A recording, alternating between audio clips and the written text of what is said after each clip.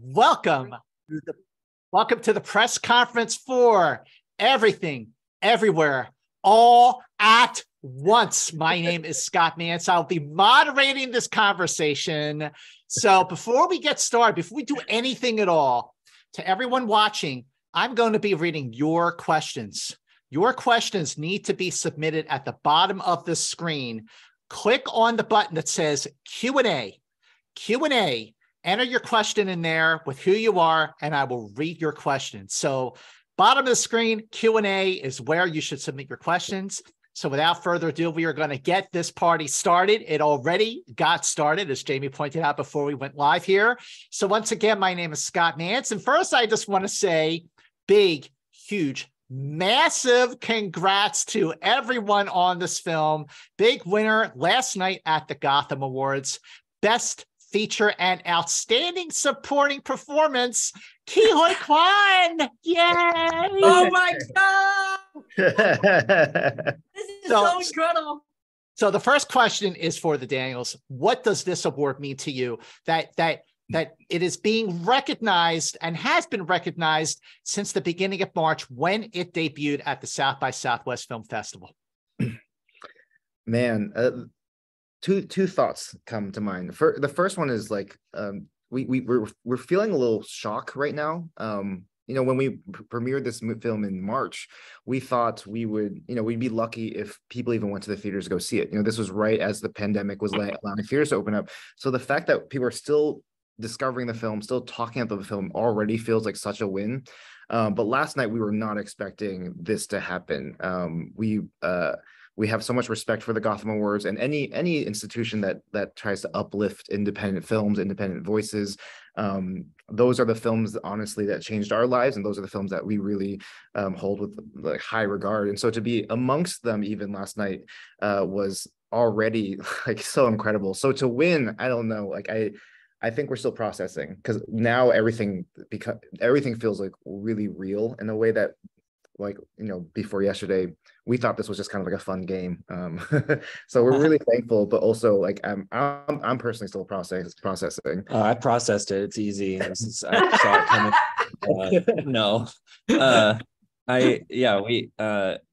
It was very nice to celebrate with a bunch of folks who worked on the movie, and the calling it a best feature is like absurd. But the thing I like about it is it's vague enough that I get to tell everybody who worked on it that this award's for them. Mm-hmm. So that's kind of nice. Yeah. That's like, this category, we can tell everybody from the Teamsters to the PAs that, like, hey, this award includes what you did. We did this together. So, yeah. Can I just interrupt for a second? What you guys don't know, or what most people don't know, is the party began in January in 2020 in Simi Valley, when we had a opening ceremony for the movie, when we were just about to start with a suckling pig. It was a traditional blessing for the movie, and it was a party to begin with. And what you also don't know is that every week the Daniels give out crew awards to really unsuspecting members of the team who put forth supreme effort in this incredibly intense creative experience. And so I also need to let everybody know that awards are very much a part of what the Daniels do, because they understand how important the group is, that the experience doesn't exist without the group. And so I just wanted to say that. Oh, thank you, Jamie.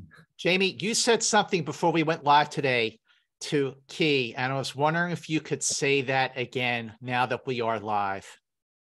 Then it sounds like it was canned.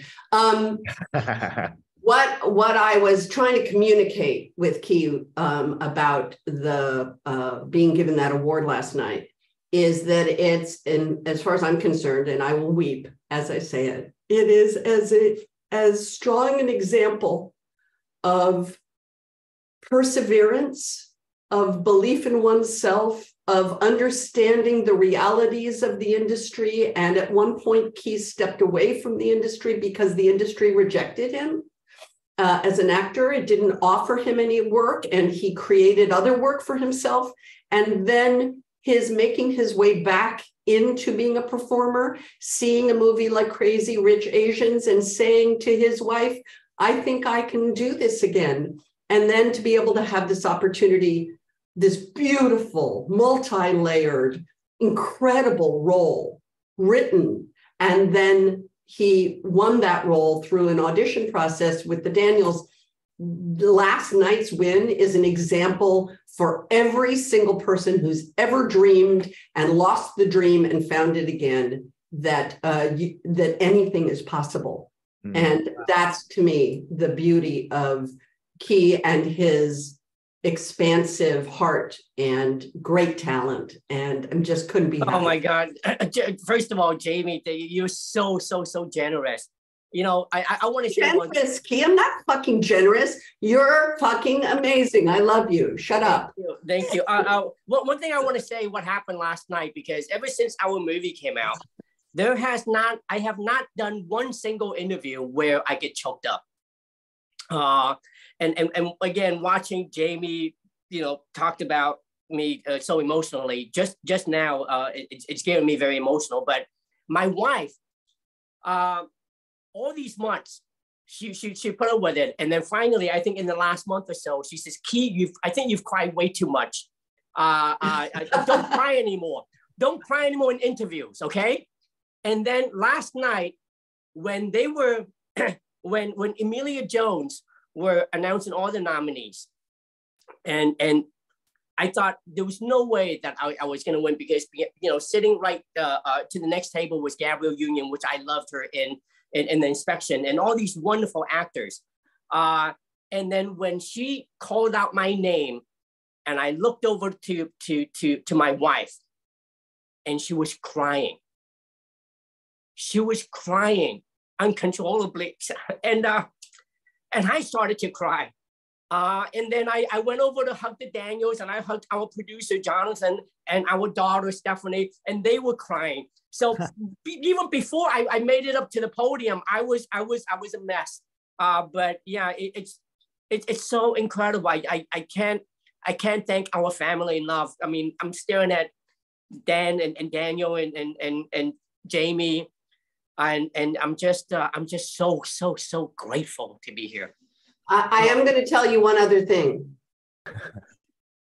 When I've been going around the world saying that, like, nobody had an idea that this movie would ever catch fire, that, like, no one making it, like when we were making it, there wasn't one day in Simi Valley where we were like, oh, this is going to be like a monster, and it's going to be like, none of us. It was beautiful work. We loved it, blah, blah, blah.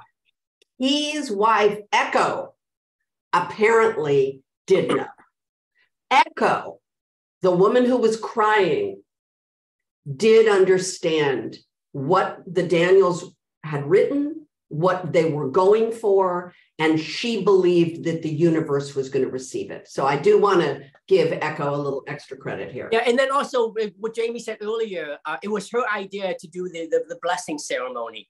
On the first day, before the very first shot, we gathered the entire cast and crew together, and I think in a lot of ways, our movie was blessed from that day forward. It was just incredible.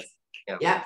Well, first of all, absolutely beautifully said on all your parts here. But isn't that what this movie is all about, DK and DS? That to live to your ultimate potential. That is what this movie is. And Ke, that is what you did, is that the perseverance, that every disappointment you had led you to this moment. You were all proof of what the movie's message is. DKDS, you want to comment on that? Oh my God. I'm so glad that that's how you sum up the film. I think it's not a accident that the main character, Evelyn, basically is a character who believes she's the worst version of herself. I think growing up, that was actually my narrative for myself. I did not believe I was going to amount to anything. And when I did discover film and I discovered this world in which I could actually thrive, it totally changed my perspective on human potential and what we're all capable of. And this film, in a lot of ways, is me trying to open up this internal conversation I think a lot of people are having right now about their worth right now. Because I think right now the current system and just the way that our lives collectively have evolved, we're living in a system that really does not allow us to harness our potential. In fact, it actively is distracting us from our potential and dismantling our potential. And I think this film is hopefully a way for people to forgive themselves for that. It's not their fault. And then also for them to like see another path forward and hopefully rewrite their own narrative, rewrite their own imagination for themselves in the way that I was able to for me. And like, as you said, Key and everyone on our cast and crew, I think this film not only narratively was about unlocking the individual's potential, but also just like it's manifested and it continues to manifest in this way where I don't even know where the ceiling is for this film anymore. Like I thought I thought we were done even like a few months ago, but it continues to surprise us every day what this movie is capable of. Yeah. Although in the movie, you know, Michelle has to learn to love her life with her family and her laundromat and quit pining for, you know, fame and success. And so meanwhile, we're just becoming, you know, rich, famous, and successful, and we don't, you know, it's the contradictions. Yes, we're not really learning the same lesson, right? Yeah, to just hang out with your family at your laundromat. Well, we have a ton of questions that are being submitted from journalists from around the world. So this next question is submitted from Miriam Spritzer, and this is for both Jamie Lee Curtis and Ke Huy Quan. Let's start with you, Ke. Is how much fun was it to play so many versions of the same character, and was there any version that surprised you the most? Well, first of all, it was a lot of fun. I couldn't believe it when the gangers were offered me the role. And I, in a lot of ways, I felt like the acting god was looking out for me and saying, since you haven't acted in 20 years here, I'm going to give you these, you know, 3 wonderful roles. And, you know, when I got the script, I was really nervous because I felt the role was written for me and I really wanted to do it justice. And I spent a lot of time with myself. You know, I grew up in a family where in a very traditional Chinese family where my parents taught me to internalize a lot of the emotions, which is quite contradicting to what an actor does. So I buried my emotions for many, many years. And it was not until I got this opportunity that I told myself to release some of those emotions and to put them in these 3 characters. In terms of what surprised me the most, I think it was playing Wayman, the tax Wayman, as we call him, because he's such a beautiful character, who is someone that I strive to be, who is, in a lot of ways, I think that's what my wife is. And I think that's what Jamie Lee Curtis is. They both embody the same qualities that Wayman embodies. You know, he's kind, he treats people with respect, and generous and humble. And I always wanted to be that person. And I don't think I could have played him had it been offered me 10 years ago, or had I not met my wife, Echo. She changed me as a person, and I'm so much better because of her. And that's why I get so emotional every time I talk about her. But yeah, I just had the most amazing time. To this day, I still cannot believe that I get to be in this movie. Amazing. Jamie, you look like you were having a blast in this movie. Like, was there a version of your character or a part of the film that you loved the most? Well, I, like Ke, was born in a traditional Chinese family. And we also, it's weird because I was born into a family of actors, but at the same time had the same emotional life, which was to hide what I felt. I was raised in a very kind of conservative family, and feelings were not particularly well discussed. And so when you meet someone like Deirdre Beaudeirdre, I love that name. I knew her.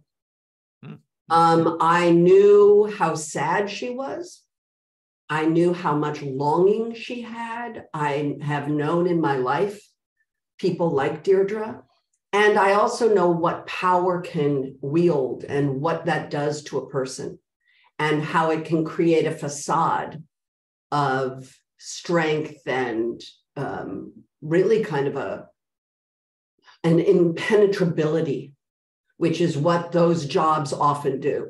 And for me, the joy was the exploration of all of it, to be able to show all those aspects of her, which the Daniels wrote so beautifully. And the other thing I want to say, because every time the Daniels talk, every single time, the movie peels the layers of the onion of the complexity of the story.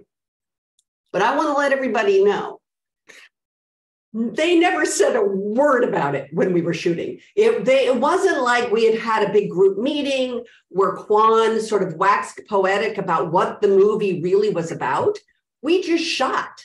And we shot in this kind of very fast, frenetic way. There was very little conversation, at least with me, about these bigger themes of the human existence, the human experience that Key just spoke of so beautifully, that Quan just spoke. So what's so interesting to me is that you can have a movie like this with this level of complexity. But the truth is, we just made a movie in 38 days. It wasn't this big esoteric brain meld. It was individual work on each character. And then ultimately at the end, they have assembled something with Paul, their editor, that is just extraordinary.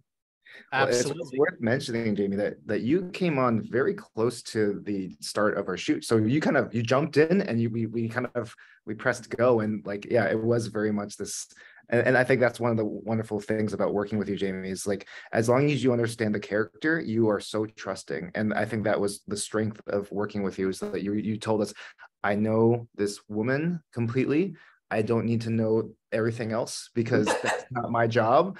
And you had so much trust in the process. And I think you had so much fun because of it, because you were very much, like you said, you're embodying this person and nothing else. And that's why, that's why when you become the wrestler version of Deirdre, you are just fully just an animal for a moment. Or when you become the lover version, you're fully just a lover. And I think that was such a great collaboration with you because of that.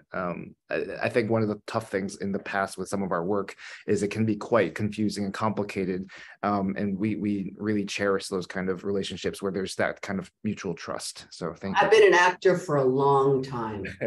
And oh, really? fuck off. And the only job that is my job is to understand who it is. Mm-hmm. That's it. The rest of it, that really is none of my business. What you're going for is none of my business. My business is, did you believe that I was Deirdre Beaudeirdre? And did you believe her pain? And did you believe her longing? And did you believe her rage? And if you did that, and if I did that, boom, my job is done. The rest, as they say, is dross. So I'm just thrilled that the movie speaks to all these levels and layers, and that I got to play with these guys, because I had a wonderful time. And I want to add something too, really quick. Even though we only had 38 days to shoot this, but we start off the day every single morning. The Daniels would gather the entire cast and crew together, and we would do warm-up exercises. We would dance, we would stretch, we would do all that for half an hour. And then once when we're done with that, we would roll the camera and we would not stop until they get through their entire shot list. And if you look at it, I don't think we could have made this movie if we question any of it. I mean, we show up, the Daniels were our leader, and whatever they asked us to do, Jamie, Michelle, Stephanie, James Hong, everybody was just so willing to follow in the footsteps. And I mean, some of the stuff that they asked us to do are quite insane, but we just did it. We just trusted them. And that's, I mean, I have no idea how they did it, but we ended up with this wonderful movie.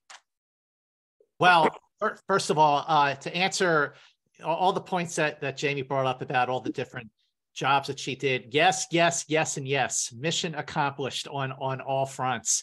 I actually want to, the next question is to the Daniels, and this is from Chow Coletti. I hope I got your name right, from Brazil. So, hola, Brazil. Hello, Brazil. So just going to paraphrase the question here is that at a time when so many movies that are being successful are like the action movies and the science fiction movies and the comic book movies, you know, here you have a film which is very different and is doing extremely well on so many fronts. What is your take, the Daniels, on why this film is resonating so differently? Yeah, obrigado. Thank you. I love this question because I think as storytellers, we are always chasing contradiction. I think that is a wonderful spark to start the whole process. And one of the contradictions we were chasing with this film was exactly what you're talking about. We were looking at the film industry and the way that it was starting to branch off into these two very different directions, and a lot of people kind of were arguing about the value of both, you know, the importance films that, you know, were the dramas and the adult films that normally get in awards consideration versus the big blockbusters that were kind of taking up a lot of space at theaters. And you could see on film Twitter this argument starting to really solidify and become entrenched. And we were like excited to be like, I love both those things. I love a good blockbuster. I love a good action film, but I also really cherish those personal films that normally might not get as big of an audience. And so we wanted to see if we could combine those two things and to create something that almost allowed a personal story to survive in the current theatrical landscape. And we cannot believe it actually worked. Like that's the best thing about it, is like we chase these things and we don't know if it's going to work, but we're so happy that this time it did, because so many people who normally wouldn't go and see a film like this had a chance to have a real emotional, cathartic experience in the theater, which I think is something that a lot of the younger generation haven't experienced firsthand. So we're really proud of that part. So thank you. Yeah, I mean, I think we mostly wanted to make an entertaining movie that we wanted to watch, and then like it got more and more personal as we went along, and sometimes we got self-conscious about just how like emotional it went, and like, oh, is that going to be too much for a kung fu movie?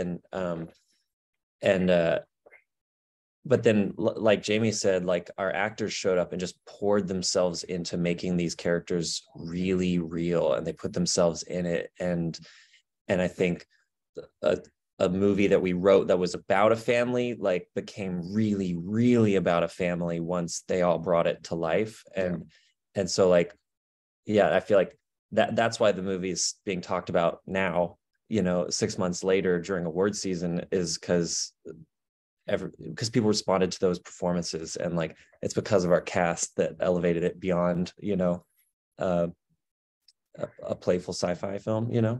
Yeah. Well, and just to that point, you know, there's a scene with Michelle and I where we're breaking up in the hot dog universe, where we have hot dog hands, and we are in that dusty rose cat infused apartment together.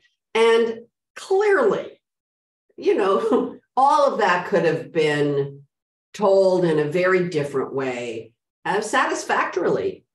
But the truth of the matter is, it was about a relationship that was breaking up. And I don't know about you, but breaking up a relationship, opening your heart to someone and then having it closed, is one of the most painful things you can go through. And what we found on that day was it was very painful for both of them, even though there was an absurdity to the fact that they're hot dog hands and we can't carry the suitcase, you have to drag it with your foot. It ultimately was about loss of love, and that is heartbreaking. And the day it was a heartbreaking day, unexpectedly, I think, for all of us. And that's just the beautiful petri dish that these guys create creatively.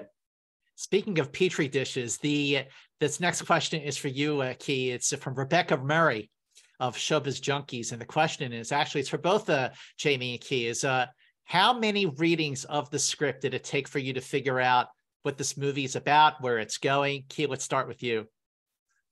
You know, it's weird. I guess it's because I was so hungry for a script like this. When I was scheduled to go into audition for the Daniels, they sent the script over for me to read so I can understand what the character is before I go in to audition for them. And when I read it for the first time, I understood it for some reason. I don't know why. I read a lot of scripts that I don't understand. But for this particular one, I don't understand why, but I got it. I got it. And I felt, you know, the role Wayman was written for me. And I even told my wife, because I remember reading it till 5 a.m. And I was laughing so hard. I was crying so hard. And my wife came out and I said, I think this role is written for me. And then she went back to sleep. And I was looking out the window and the sun was rising. And I was sitting on the sofa and I was just imagining all these things that I wanted to do for this character, and all the other things, what the script was about. And I was having such a good time imagining just being in that space by myself. And it was getting really late or early. I was scheduled to go in and audition for them, and I went to sleep. And right before I went to sleep, I said, "There's no way they would let me play this role." And you know, 2 months later, you know, I got that call. But yeah, I got it for some reason. I guess it's just because I wanted a role like this for the longest time. I wanted a script like this for the longest time, and it finally came. So. And then he like prepared more than like any other actor and memorized his lines like weeks and weeks in advance. So then anytime we did any rewrites on the script, those were the only lines he messed up because he memorized the older draft. Jamie, what about you? Did you have to like read the script?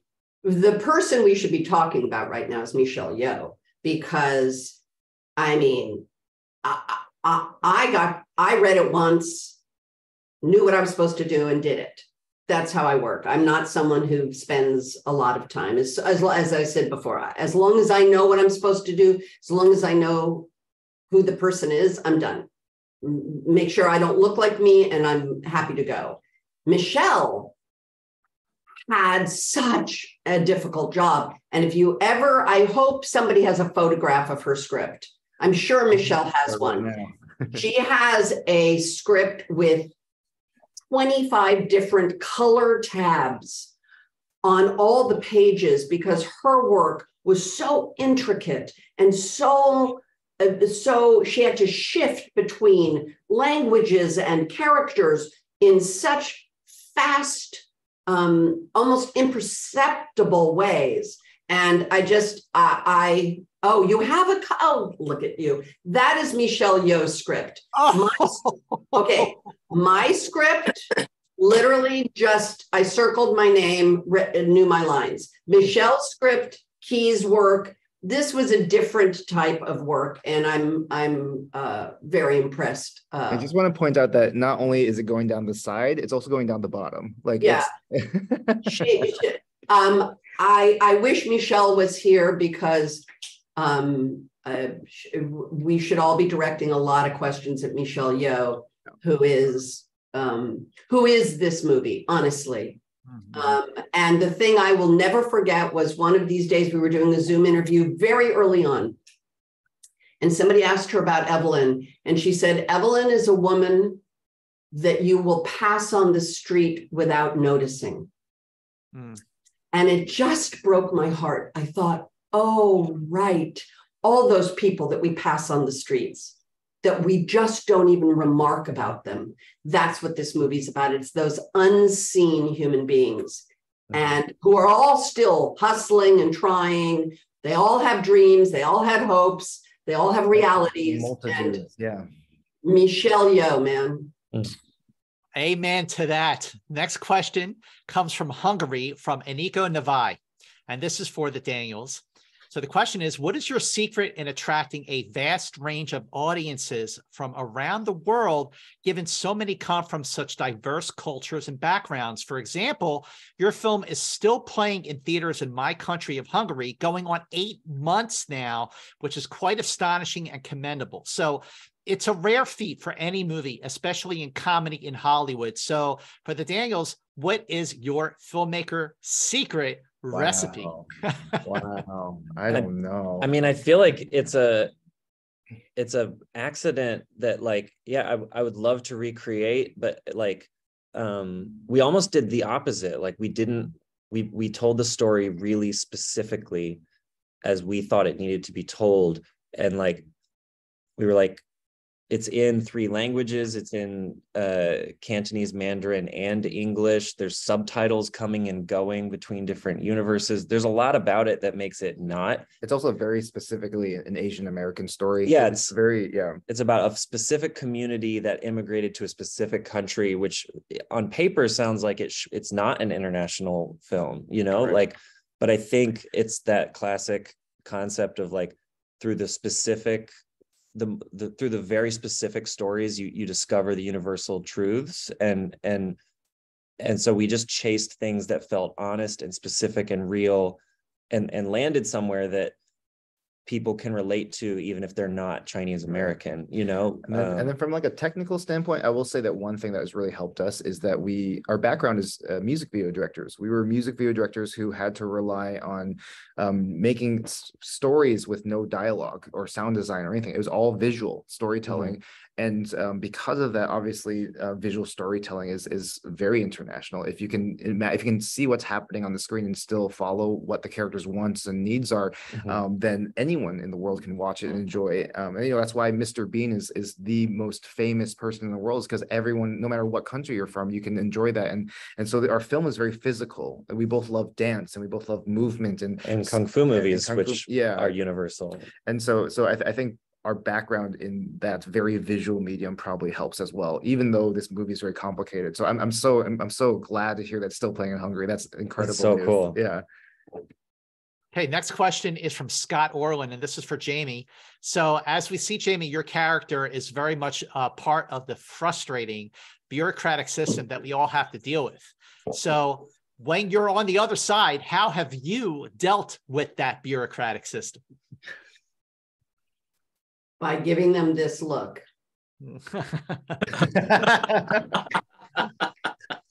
that look will do it. This next question is from Alan. Honestly, it is patience and honestly understanding that there's a human being on the other side of it.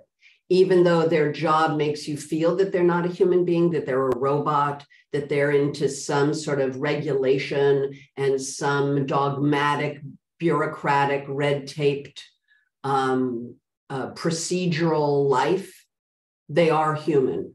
Their dog vomited, you know, when they woke up, and now they're talking to you, but they're worried if their dog is sick.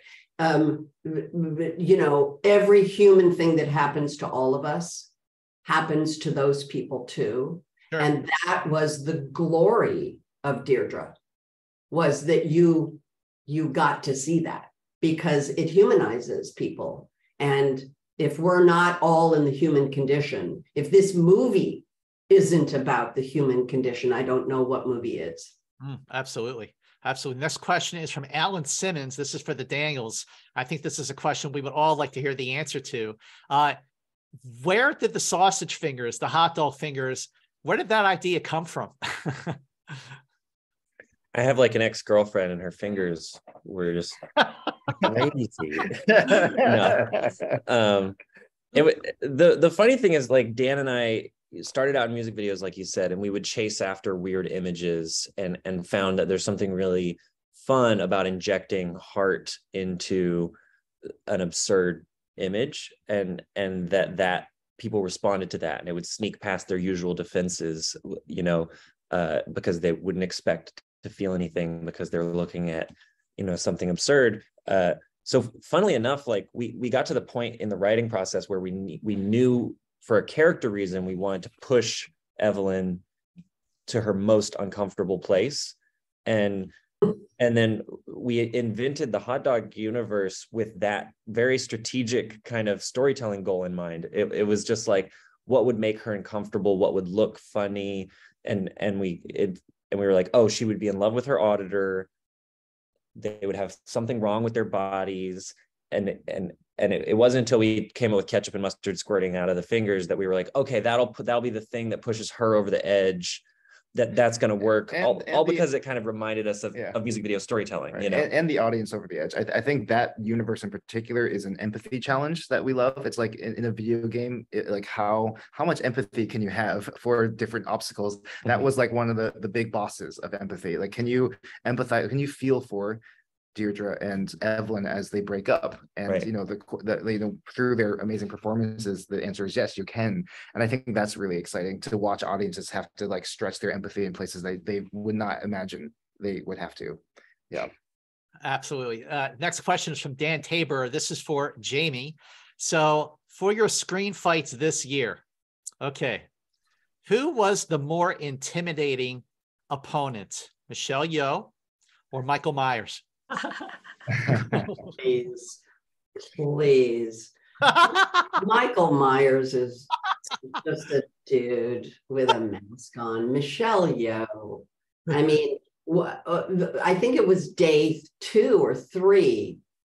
The Daniels had me on wires in her with her knee. What is that called? What is that pose with the knee up and the arm like this? What is it called? The Deirdre Bobeirdre. Yeah, exactly. Okay, whatever this was, but the beauty of being able to fight with Michelle and learn from her vast experience was really fun, and of course, way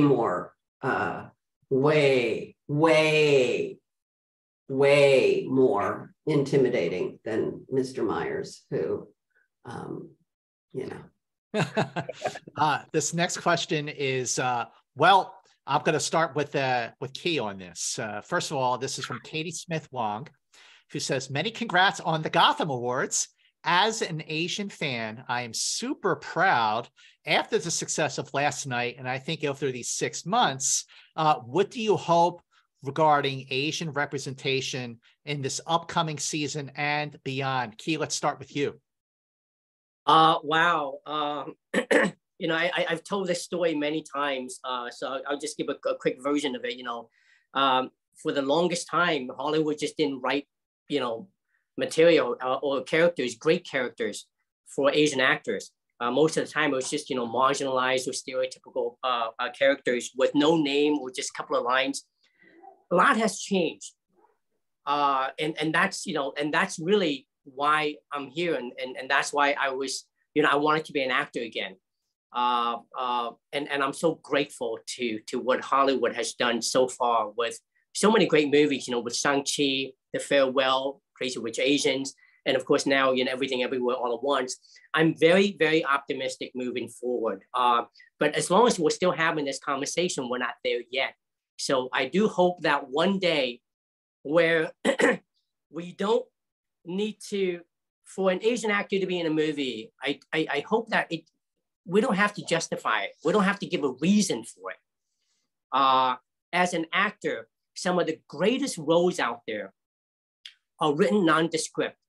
And I hope, you know, as an Asian actor myself, I hope we get to play all kinds of different characters. It doesn't have to specifically say, you know, Chinese or Asian or you know, and you know, that's what I hope, is that there are a lot more opportunity. It is already, but I hope there is, you know, it's going to be a norm and not an anomaly. Hear, hear.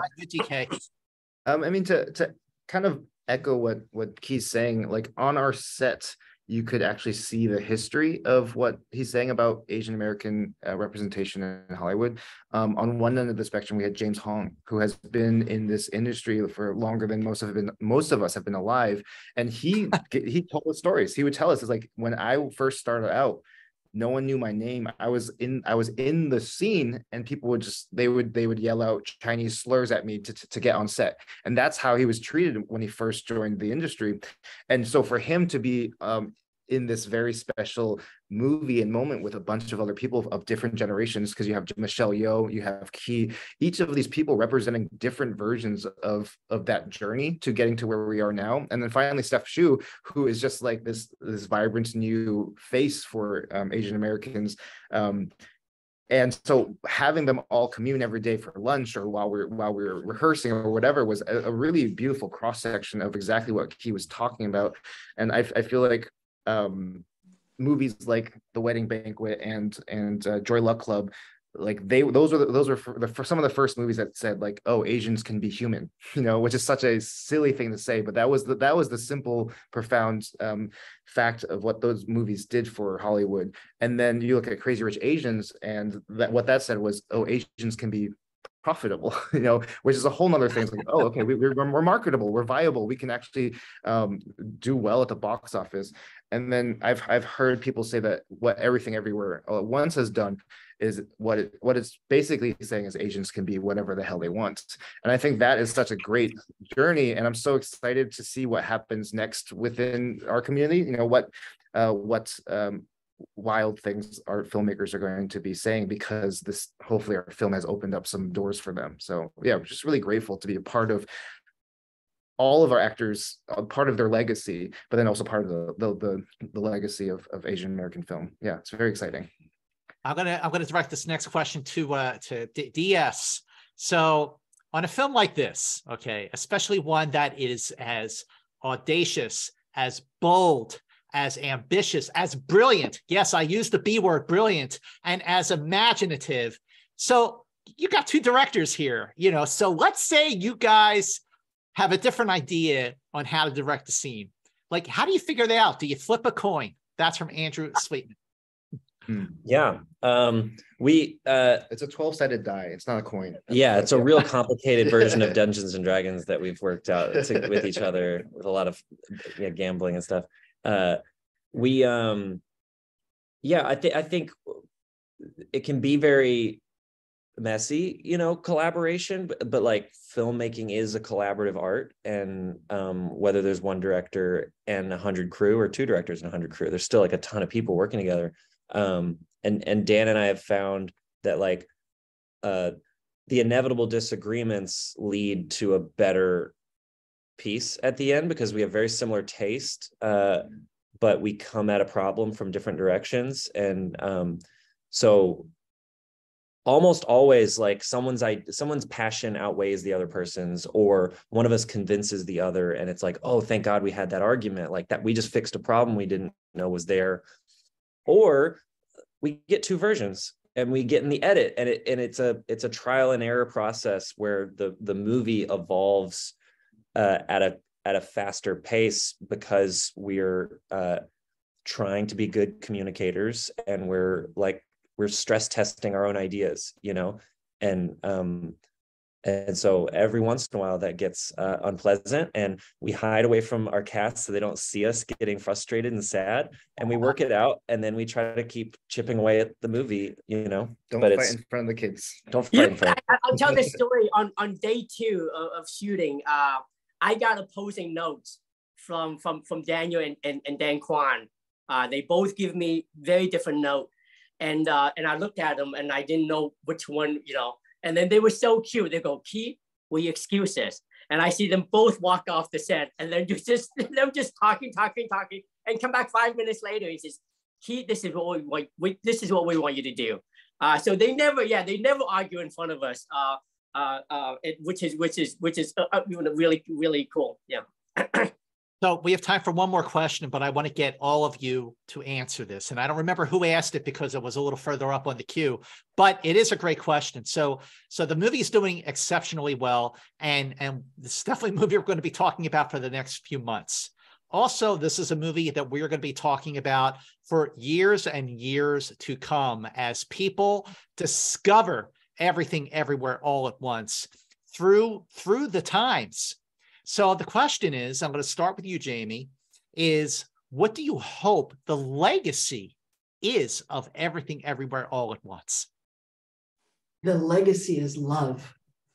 The legacy of this movie, no matter what happens, is love and reconciliation and honesty and family and failure and triumph and the quotidian everyday parts of life that we are all struggling with. There's not a person alive that isn't dealing with it. And somehow these guys have made a movie that centers around love.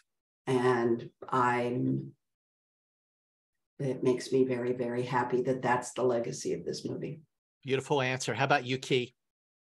Ever since our movie came out, so many people have come up to me and told me how our movie changed their lives. And it changed them. It made them want to be a better person because of what our movie's about. Not only about love too, but also about kindness. And I hope our movie can make people be a little bit more kind to each other. And I think that is so important, especially where, what's happened to the world for the last couple of years. Kindness and please respect one another. That's what I hope. In fact, talking about kindness and generosity, Jamie Lee Curtis, after we were done shooting, she sent this beautiful post to all of us. And on the poster, it says, please be kind, be kind, be kind. And that's the message of our movie. All right, Daniels, take us out. What's the legacy? I always just have mean-spirited joke answers that just run through my brain because I'm scared about being vulnerable unless it's in my movie. But on a personal level, this is a real answer and a joke that now that I made a movie about kindness, I have to be nice to people, or else I'll come up like a real hypocrite asshole, and I'll disappoint all these fans, which is like a good thing to do to yourself. Now I have this little like weight on my shoulders. So the legacy is it's going to make me a nicer person until I die, because I don't want to disappoint these people that love it so much. Yeah, that's a good legacy. This is the poster by Rob Reynolds. Note to self, be kind, be kind, be kind. All right, DK, what do you got? I'm so obnoxiously heady sometimes, but I think one of the interesting things about films and legacy, and from a creator's perspective, is if you set out to make a film thinking about the legacy, you're going to make a crap film, right? You're going to be making something that is meant to be timeless, but ends up not landing anywhere. And honestly, this film was made to be a very quick burst of energy for this very moment, a quick reflection of what's happening right now, a snapshot. And so I hope the world has changed in 50, 20, 100 years in a way where our film no longer feels relevant, if that makes sense. Because the film is a reaction to this awful, tumultuous collective rite of passage that we're all experiencing. And I think that's why it's so effective, and that's why people are responding to it. And it's so beautiful that people are responding to it. But if people are still responding to it in the same way in 50 years, that means we haven't actually grown as a society. So yeah, I hope in 5 years we like fix all the algorithms, we stop pitting each other against each other and like just divisively driving ourselves insane. And instead we're like this collective that look back at this as a period piece about how scary it was in like early days of Twitter. So in some ways, I hope the legacy is that this film feels dated and specific to right now. Yeah. But I'm so grateful that for right now in this moment, the world is reflecting this film back at us in a way that we are still learning. But love won't be dated. Love's gonna be cool forever. Exactly. Well, and by the way, Twitter is